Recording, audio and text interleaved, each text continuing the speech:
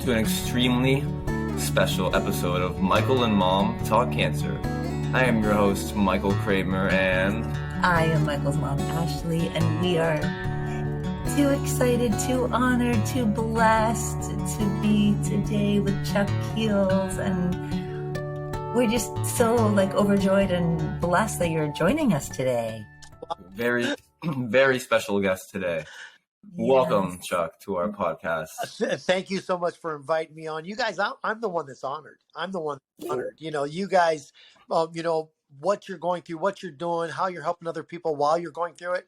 That's what this is all about. We can say those exact words right back to you because that's pretty much exactly what you're doing. You're going through so much, but I don't know. Do you just want to get right into it? Yeah. So, Chuck, can you summarize a little bit of your cancer story and why you are here today? Because we know it, but we want our listeners. We want everybody to hear this incredible story that you told us. Your miraculous, incredible story. You got so I love sharing the story. It still gives me chills. It's just something that just don't happen. But I was actually diagnosed with stage 4 prostate cancer in 2015, and that's with going through all the things that a lot of people go through. Why am I tired? Why am I losing weight? Why am I having aches and pains in my body and putting it off? And finally drugged myself into an ER in Gilbert, Arizona, and was diagnosed with stage 4 prostate cancer that I let go for so long that it goes to where it's fed, and it got out of my prostate, and it got into the bone marrow and the lymph nodes, and it carried it all over the body. So at that time of my diagnosis, it was stage 4, and the medical industry said, there's nothing we can do about it at this time. You're past that. There's too much of it, throughout your body. For example, a nuclear bone scan that I had said that I had cancer in 90% of the bones in my body. Oh my God. So it's pretty crazy that I'm still here telling you this story right now, based on that diagnosis. But just like everybody else, my head was spinning, went home, had to tell my 2 boys when they came in from school that the doctors had just told me that I had 3 to 6 months to live, and that I had cancer in 90% of my bones. How old were your boys at that time? I know you were a single dad. But... Yeah, one was in junior high, one was in high school. So 14, 15. And as a single dad, it was Chuck and the boys. So everything we did was Chuck and the boys. So to sit there and tell them this was just so emotional. And I was always the guy that was there for them to pick them up when they skinned their knee, to be there for them when they, a girl dropped them, whatever the situation was, being dad was my role. And at this point, I had to tell him that, I was very, very sick. So, I was planning on taking them from Phoenix, Arizona to Ohio, so that when I melted away, the family could take care of the boys. And when you melted away. When I melted away. Yeah. You'd never been sick. You'd never been sick before this, right? You didn't have. That's funny that you asked that, Ashley, because there's actually something that happened about 12 years before my cancer. You guys didn't hear this before, so you'll flip out. I actually had a full-blown stroke. What? I was paralyzed down the entire left side of my body. Wait, so how old were you? Because I was in my in your 30s? Yep, 40s, 38, I think, right at the end of 30s. And woke up in the morning and just couldn't move. And couldn't figure out what was going on. And basically, my kids went off to school and I went back to sleep and woke up at 3 o'clock. This was 8 o'clock when I fell asleep, woke up at 3 o'clock in the afternoon, called a friend that took me to the hospital, and I was diagnosed with a full-blown stroke. And basically, I feel like a cat, like I've got 9 lives. It took me 2 years to push myself through challenges and not taking no for an answer. And basically in 2 years was back to running my own landscaping business in Arizona. So yeah, I had been sick before the cancer, but it's a crazy story because I tell everybody, I never go to the doctor, except twice in my life. Once was A stroke? once was a stroke Cancer. Broken Oh cancer. my and It God. is. cancer. So it's that crazy, Um, Well, Michael had never been, he'd been in the hospital twice in his life because he was born with a midwife. He was in the hospital twice in his life. And it was when he had mono and got very sick, and then when he had cancer. So we can kind of relate to that. yeah, yeah. So, basically at that time, I just said, I need to get my boys to Ohio. And the day we were supposed to be flying out of Phoenix, Arizona, that morning, I went down the hall and something popped and I fell and hit the floor and I couldn't move. And the pain was the craziest, excruciating pain.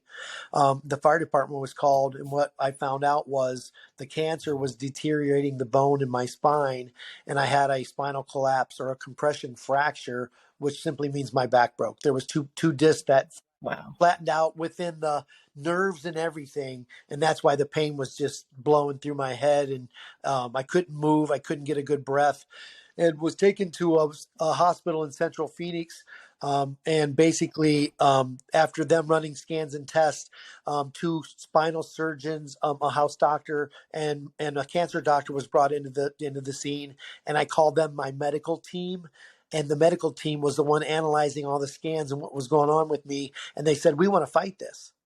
And I was like, Because before that, they just said you were diagnosed, and they said go into hospice. There's nothing we can do, right? they sent me home to my house, and the hospice nurses actually came to my house and knocked on the door. And then Yeah. started writing prescriptions for pain meds and a hospital bed to be downstairs in my house because I couldn't climb the flight of stairs.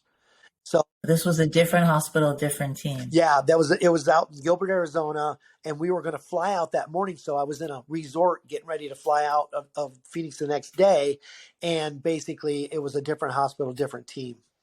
And their analysis of the situation was, we want to fight this. We've got to stop feeding the cancer, and then we've got to start killing it. So they gave me what they call an orchiectomy. It stops the testosterone production in the male body, and when Okay. that was feeding and inflaming the cancer. So that was one surgery, Right. and then the second surgery was what they call a port, and that's the little guy that carries the chemotherapy into your body through a tube that goes into your major artery. And so the two surgeries are what happened. And then after about 2.5 hours of surgery, I wake up in the recovery room.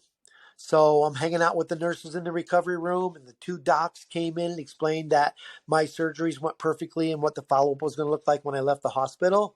And basically, I'm laying there, and for no reason at all, the entire room turns weird cold, like frigid cold. And I'm like, what just happened? And I'm all scrunched up, laying there. And I looked down to the right because that's where the double doors were, where they were taking the patients in and out for all their surgeries. And I just thought Right. somebody left the door open and the cold air came through. And I looked down and the Right. door shut. And I'm like, whoa, what's going on here? And I started to pan back to my left, and I kind of jumped, and there's somebody standing here. And at first I'm thinking it's a doctor or a nurse. And I see Right. like a brown robe and a white scarf and just kind of a shadow of his face. And then his right foot takes a half a step towards me. His hand reaches out and he physically touches me on the shoulder. And when he touched me on the shoulder, I looked up and he was gone. And I was flipping out. I'm like, what was that? You were on some good Yeah, on drugs. something. But in my head, it said, you're in the presence of Jesus. And I'm like, I'm this old Catholic boy from Ohio that hasn't been to church in quite a while. I felt very spiritual. I understand when I grew up, I went to church and I learned everything about, the birth of Jesus. And I believed in all that stuff, but I wasn't getting everything I needed from church. So I figured, I'd be out on a hike on a Sunday morning instead of in a brick building where I wasn't getting anything out of it. But being in nature, watching the sun come up, I would see the beauty around me and I would be like, oh my God, this is absolutely beautiful. And I would say, thank you, God. Thank you. So spiritual Right. guy, but not a religious guy or a holy guy. And so Right. so basically I get a touch on the shoulder, look up, he's gone. In my head, it says, you're in the presence of Jesus. And I'm freaking out. And then they roll me up to my room. My kids are come in, and I'm hanging out with them, and I tell them what's happening, and everybody was like tearing up, like, "What do you mean?"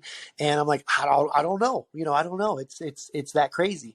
Well, the next thing that happened was the nurses came in and they said it's time for your meds. So here's your steroids for shrinking tumors. Here's your bone strengtheners. Now your pain meds are as needed. And so from a scale from 1 to 10, how bad your pain right now? And I sat up in the bed and I'm looking at them and I'm like, I don't feel any pain. Wow. And they're like, order something. You just had surgery that broke your back, you know? And I said, I don't like taking aspirin. I'm not going to take a drug if I don't need it. Right. So basically what happened was from May 26th in 2015 to hanging out with you guys right now, I've never touched another pain med. Wow. Wow. So I do have a question to ask. Like, I was intrigued by this. You said that you were on a medication that took away all your testosterone. No, Like, I didn't. So basically, what happens with prostate cancer, and it's very common with men, is they can give you a product, a pill, and it'll stop your testosterone production. And then after your cancer's gone, they'll take you off of the product, and your testosterone comes back, right? Okay. That's right. Well, my PSA, which measures for checking out what's going on in your body. If your PSA is like 0.5 or 1, they're scrambling because something's going on. When I was diagnosed, my PSA was 200. So Wow. they did not give me the option to get the medication to stop my testosterone. They went in and did a little snip, and they actually stopped it with a surgery. Okay. Yeah. okay, I was gonna ask, like, that must have made you feel so weird being on that medication if you were ever on it.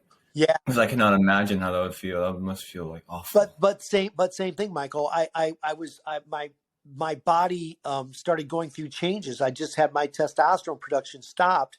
It got stopped completely. Yeah, and and Yeah. and and you know, there's not too many guys that come back from what I've been through. So the doctor's blown away, and I told her, I was like, I want the operation reversed, and she's like, it can't be done. It, it's it's impossible. I want my testosterone Yeah, back now. yeah.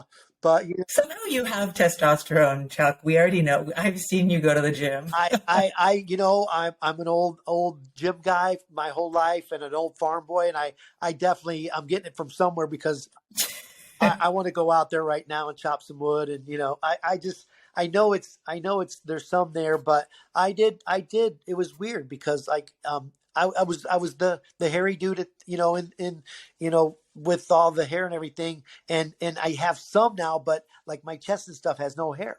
So that's the what happened with what I went through.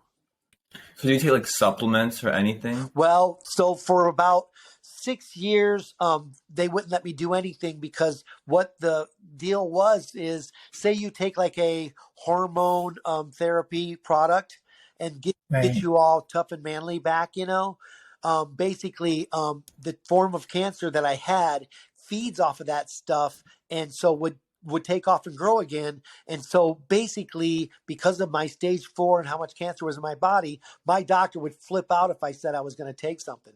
So this year, I took this blood test called a Signatera blood test, and the blood test tells you if there's active cancer cells in your bloodstream. We've heard of this test. Yeah, Okay. so Yeah. basically I had the test, and when my doctor who watched me go through stage 4 cancer, she said everything on my reports was in the red, and she really didn't think I was going to be around much longer.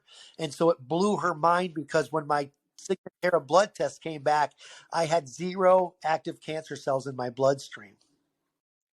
You and Michael are miracles. That's all I'm going to say. I mean, we know that Michael has had like issues like his GVHD with his liver. That's the kind of thing that people don't come back from it. Yeah. I'm in the presence of two miraculous humans with such amazing energy. But did you end up, so after your surgeries, because at first you'd gone to hospice, then you went back, you had this miraculous moment, that you like felt this miracle happened to you. Did you end up going through cancer treatment after that, like chemo? And okay, Yeah. so So you did go through that. being the human dude, you just listen to your Yeah, doctors. I was at John C. Lincoln Hospital for 10 days. They're like, this guy is not melting away, and they had yeah, me fitted for a back brace. So I was walking around in this back brace, and I was walking stairs in the hospital. I was like, get me out of here, because I need some fresh air and I need to do some hiking. And what happened was they moved me over to the Mayo Clinic in Scottsdale. And at the Mayo Clinic, I was in an area of it's kind of like a place where families come and stay with people that are going through cancer treatments and stuff like that. But they put me there because I was in this back brace, and they were like, he needs to be kind of um, like a therapy to get him back into society. You know what I mean? So okay, they right, turn around and send me home because they're still thinking, and nobody knew. Everybody was thinking, hey, it's stage 4 cancer. yeah, How right. much longer? Still stage 4 Still cancer. stage 4 cancer. So they moved me over to the Mayo Clinic, and I'm waking up at 5 o'clock in the morning and putting on my hiking shoes and sneaking out the back door, and hiking out into the out. And if you Google Earth, the Mayo Clinic, it's in the middle of nothing. It's beautiful because you can see these beautiful mountain ranges around Phoenix. And I couldn't hike far because I lost 40 pounds and watched the muscle melt off of my body. But I'd walk out about a half a mile or so into the desert, which I love to do. And I would watch the sun come up, and I would stand there and I would start like just moving my body, like doing like these yoga moves and stuff, just to say, my back broke. What can I do? So I just started doing these things. So that was my place for 3 weeks of finding out what I can do, getting my body moving again.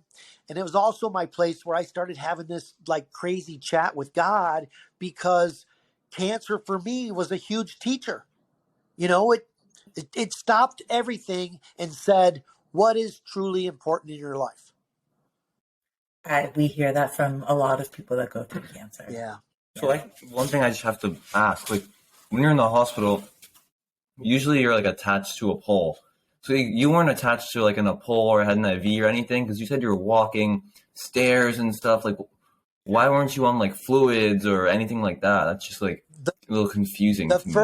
first like I would say 8 days I had an IV. I Okay. had fluids and I had all that. And then when they so even with dragging my IV pole, I was walking laps around the hospital full. That Right. literally, you remind, that's how it was with Yeah. Michael. Like Yeah, we would always. we would walk Yep. laps. Sometimes he would get detached from the pole and we'd get in the elevator and we'd go outside. Mhm. And, we couldn't do hikes like you were doing, but walking was huge. It was Oh huge, just yeah. moving it. I feel like when I just watched you and you're like on there moving, that was Michael too. He would do anything in the Yeah. bed. And I think that was a big part of the healing process. And see, I was there for 10 days. So, like I said, those first 8 days of being tethered to a pole, same thing. Take the elevator down to the first floor and found out that the cafeteria had a beautiful outside area. And I was sitting out there with plants around me. I'm a landscaper. I design landscaping layouts, right? And all these plants were around me. And I was like, oh, I needed this. But then they moved me over to the Mayo Clinic and I didn't have an IV. And that's where I started actually walking out into the desert a little ways and coming back. One of the things also that happened at John C. Lincoln Hospital when I was there was my chats with God after this, crazy miracle. He told me, as long as you're alive, be fully alive. And was that the birth of your foundation? Well, Because that was we haven't talked yet about it. right. But wait, before you get to the foundation, I am going to say really quickly that thing about nature, that's one thing that we talk to people about as Yeah. well. Like, I mean, for not just cancer patients, for mental health, like for everything, Oh yeah. going in nature has such a profound effect on healing in every way, just on your mood, like everything. But I do want you to talk about your But I foundation. do think it's like not just going to nature, but the fact in your mind, I'm going to the ocean this week. Then you get to the ocean and you see the beauty and you're walking in the sand. So it's a combination, I think, of both. I think it's the mindset of, hey, I'm packing my tent and I'm headed into the woods this weekend. I think it's two parts to it. I think it's the mental part. I'm going to do this, and then the actual breathing the fresh air and hearing the wind blow, and watching the sunset and all that beautiful stuff. But going back to what you said, was it a birth of my foundation? No, but it was my turnaround in life. As Right. long as you're alive, be fully alive. And I'm like, I'm feeling sorry for myself because I'm going through cancer. What should I be doing? If, I have a hard time thinking that you felt sorry for yourself. Your energy is like, for like 2 days, I did 2 days. okay, two Yeah, days. We You're, all have those we, 2 days. you can have this. yeah, Even people not going through cancer, that's like that could be their whole life. ab- So it depends on your mindset, 100%. absolutely. So it was a turnaround in my life of, as long as you're alive, be fully alive. Okay, well, if I can't get out of this hospital right now, I'll walk the hospital floors. If I can't, Yeah, if I can't, whatever I can't do, I'll find out what I can do. What I teach people and tell people and coach people is, there's something called the new normal that you've got to learn. It's you definitely. got to learn it, and you got to accept it, because you're not going to do what you used to do before going through all this, right, Michael? You're literally saying exactly what we talk about all the Yeah. time. It's a different Acceptance. life that I live now. Yep. One of the biggest things is accepting that life and finding, like you said, a new normal, a new way of life after everything you've been through, because it's not going to be the same as before, But no it's matter what. better than normal. You guys are better than normal. Like you have been touched and blessed and been through hellfire that's made you like these incredible diamonds, Yeah. you know? Yeah. So basically, I asked myself, what do you do with this? What do you do with Yeah. this? And also, what happened was, not as much as me being on the proactive side. What happened with me was, when my story hit social media, my phone started blowing up. And it was everybody calling me, like, my wife was diagnosed with cancer. And I would be like, why are you calling me? I'm a Yeah. landscaper. What are you doing calling me? And they're like, you survived stage 4 cancer. What did you do? And I wanted to give them a takeaway. I told them the story first, which all of a sudden people were like smiling, like, what? And I seen that smile, and what I realized was, my telling my story cultivated hope. Hope. And it's on your shirt right now. I don't know if everyone can see this, but it's on. Hope is another one of our words that we're like, hope. Yes. So basically, It's a beautiful word. I wanted to give them some takeaways. Okay, what kind of homework can I give them? Okay, what did I do? I've been an athlete my whole life, so that was, keep the body moving, keep the body moving. And then I would talk to them a little bit about, like, prayer and meditation. Get into your mind, like ask for healing. Ask for, strength and courage to get through this hard stuff. And then I would tell them about my juicing, which I love to do, and it just gives so much nutrients to the body. I got into essential oils a long time ago. So, like, frankincense is my favorite. And I was reading about it, and there was like 3 medical reports that were talking about how frankincense helps the cells in the body fight things off. And I was like, Yeah. I'm telling about these things. So, prayer, love, juicing, essential oils, and moving the body became my platform that I just talked about all the time. And then basically, I was introduced to a young lady with stage 4 breast cancer. And Yeah. we were just having coffee chats talking about, cancer and life and being single parents. Fell in love, got married, and started Living Hope Cancer Foundation to love on cancer people all over the world. It's so Such a beautiful. it's such a beautiful story. It's It just, something out of like a movie. it It's is. so unreal. And it's like, I don't feel like I orchestrated it. I think God was the director behind this whole thing, because I'm just the worker bee. I'm the busy guy with the big energy and a big mouth. I feel like I pretty much wanted to just you know just like help people, and then God started opening doors, and it turned into what it is now. And I think also the fact that cancer is such a big monster out there, I think we hit a niche. And the niche is, after your diagnosis, when you hear the word cancer, you get told your medical plan, and you're driving home and you're already freaking out. And you get on the couch at home and you're flipping out, and people go into depression. I mean, it's a tough place to be. And so what I wanted to do was start a foundation that coached positive mindset through a cancer journey. And I want to be that first call after you hear the word you've got cancer, so that we can start your own personal plan along with the medical plan, so that you are, you're in your mind, you see hope, and you're fighting, and you're doing exactly what Michael's doing right now.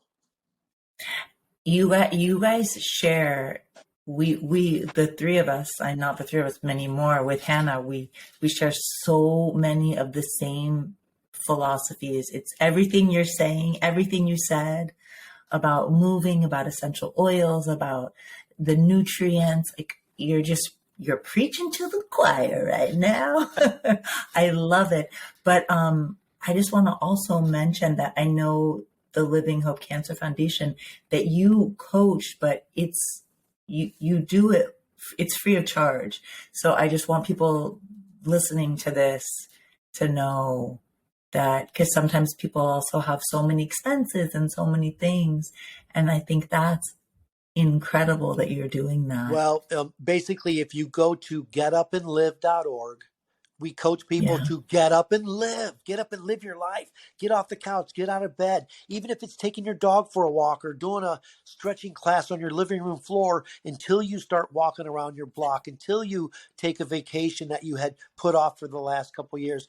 We coach people to get up and live. So a vacation, Michael heard vacation. He's like, vacation.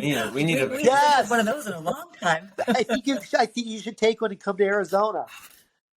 I know you should. Right. That sounds awesome. Yeah, take Arizona and show you around. So basically, Get Up and Live. It became our foundation. Getupandlive.org. It's okay. So wait, I'm interrupting you. So you had all these seeds, but when you met Hannah is when the two of you started the foundation, right? Well, like I said, people were calling me, and when they called me, I was like sitting at my laptop designing somebody's backyard. It's a landscaping project. Right. And the phone would ring and I would stop everything.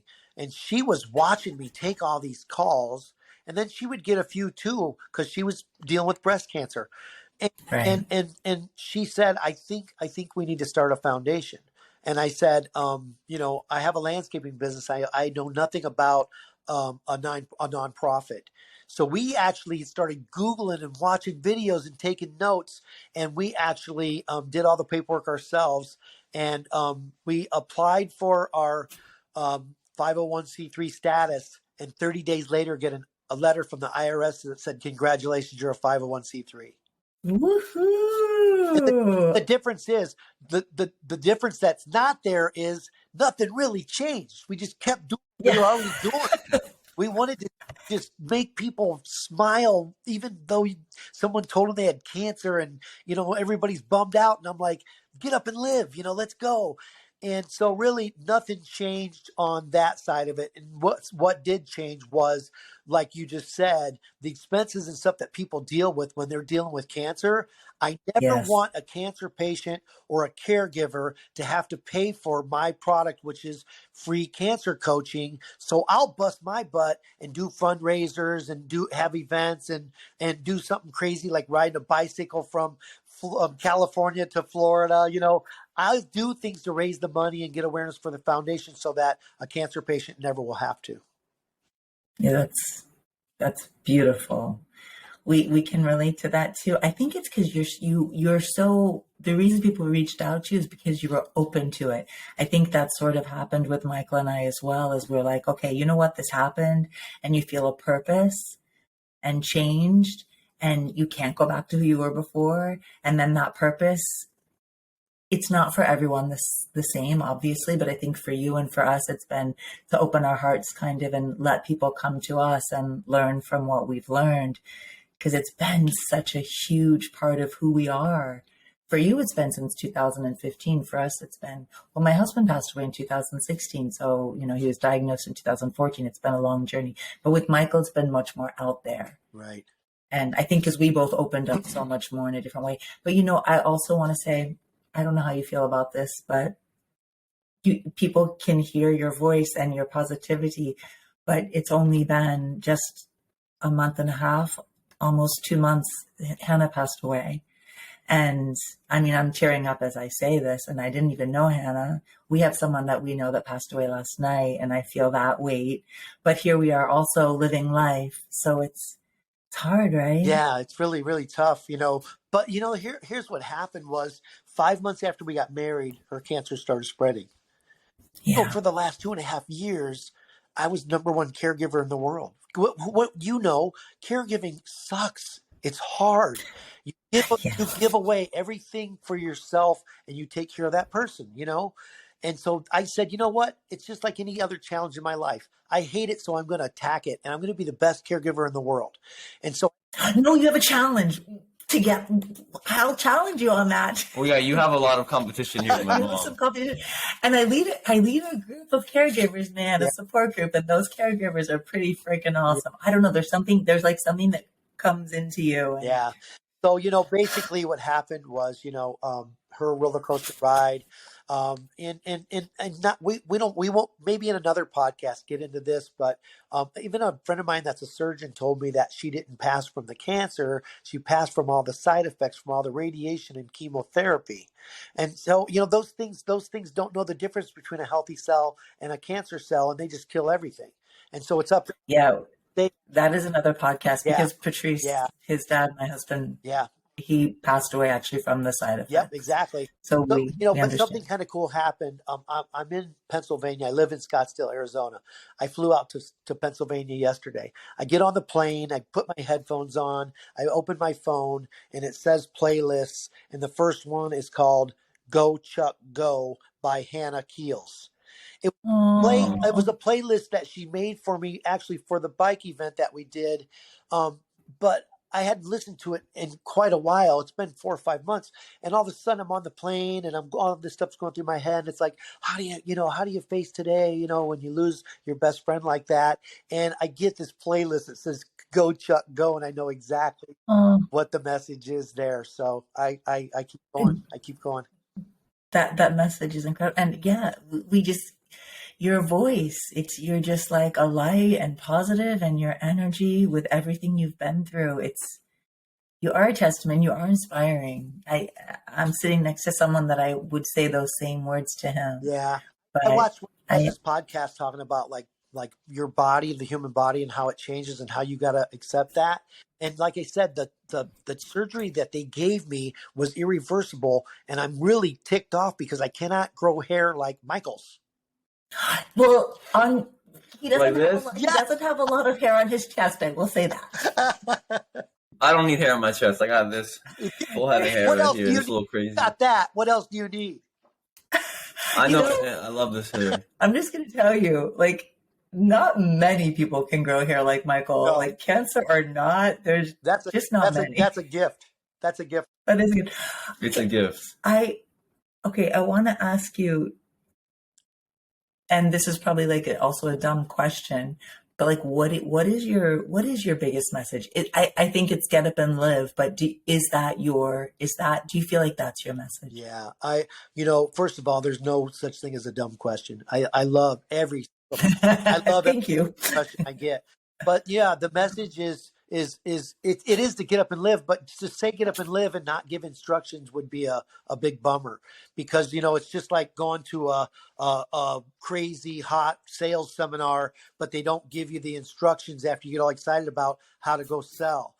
So basically get up and live is what I say, but I love my foundation and my website and the content that's on there and the videos because I want to make sure you know how to get up and live.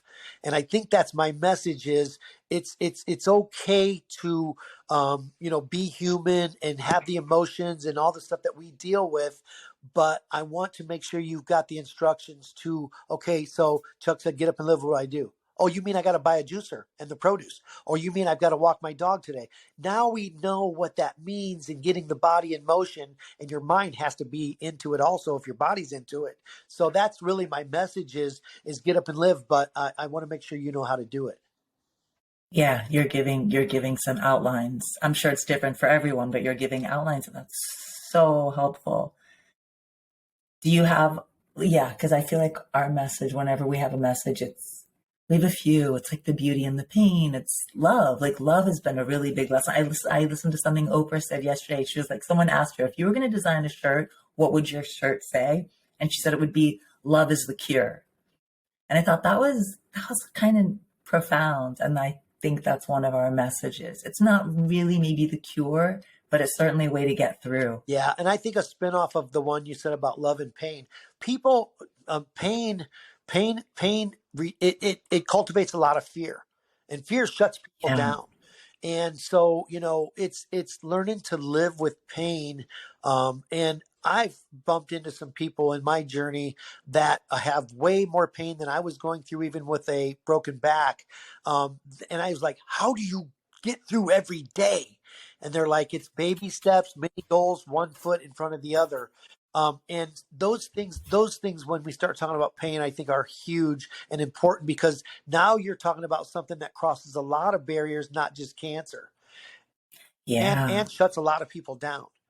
And I mean, that's what I live with every day. Like, I have a vascular necrosis in my elbows and knees. Like, I literally cannot jog. I can only walk. I can't lift any weights anymore. So it's like I have such limitations as well. So it is painful too, but you adapt, you do the things you can do, like you said. You don't focus on things you can't do. You try your best to do only what you can. yeah, And that's all you can do. and I think we should add also is there, people say, how, do you have bad days? And I don't have bad days. I have bad moments. I was just about to say I'm that. Oh, completely okay. human. So yeah, that crap sets in, or the pain starts, and you're like, I'm not doing that today, or I'm not. And what I do is I identify it really fast now. I got really good at identifying when something's throwing me, and messing up my day. And I go, you know what? What do I need to do right now to fix this? And so what I have is I have bad moments just like any other human, but I don't have bad days, bad weeks, bad months, which a lot of the people I coach do, because they haven't found a way to identify it and fix it. Yeah. Being in the present moment as well helps a lot with that. So many of our bad moments are because we hold on to what happened earlier or what we think is going to happen later. Yeah. I think that's a really big part of it. That's been one of our lessons too, like being really present in that moment. And that's also one thing that cancer is a great teacher, because you might only have this moment. Yeah, that's right. So what are you going to make out of it? What do you do with it? You quit wasting time, you quit wasting money, and you figure out what you're really passionate about in life. And then you get to enjoy those things and smile at the end of the day. It's actually a beautiful thing, even for, cancer people like us. Yeah, and cancer caregivers too. Yeah. Which we share that as well. Yeah. So my curiosity is, I'm 58 years old. It's different. It seems like for me, and I loved our first time I met you guys in our conversation. Tell me about somebody your age dealing with this. Somebody my age, like not me, like somebody that I know. No, you, you're the guy, Mr. 21-year-old diagnosed you're at the dude that's 19. going through all of this stuff and like making the days happen when they're tough. I'm like I said, it may be different for somebody that's older or that's lived life and stuff. And you're a young man. You got so much life ahead of you. Wait, hold up. 58's young. That's all I'm gonna say. I feel old some days. Nah, some moments. Let's go back to that, Chuck. Yeah. But all right, Michael Kramer. Diagnosed at 19, a freshman in college. That's a good question. I mean, I feel like I lived a full life in my 19 years before I was diagnosed, because I was traveling the world, windsurfing, competing, surfing, in the gym. I did like everything in a very short amount of time. And I wish I could have done everything for the rest of my life. And it really, really sucks when I think about that I'm 21 and my body will never be what it was before. I'll never be able to do those things again unless, science has some insane invention or something that comes in the next 20 years, which is possible, who knows. So it's hard to accept, but it's a lot about acceptance and understanding that I'm just alive and like perspective, because I look at people my age or people that were diagnosed with cancer younger than me and didn't make it to my age and didn't get to do the things that I got to do. So it's not about me looking at my friends who are completely healthy and still doing the things I used to do. It's about looking at the people who were in my situation and didn't make it, because I look at myself like a cancer survivor. I don't look at myself like a normal person anymore.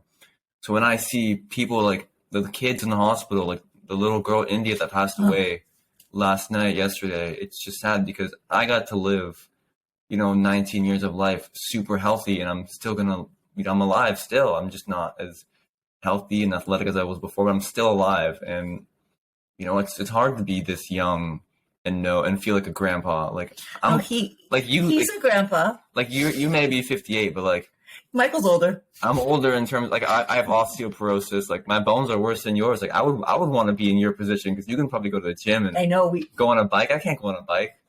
Yeah. But Yes. It's just about acceptance. So do you feel it's temporary? I mean, is this something that you see, as you will be back in the gym someday, or how do you think about that? What happens in your mind?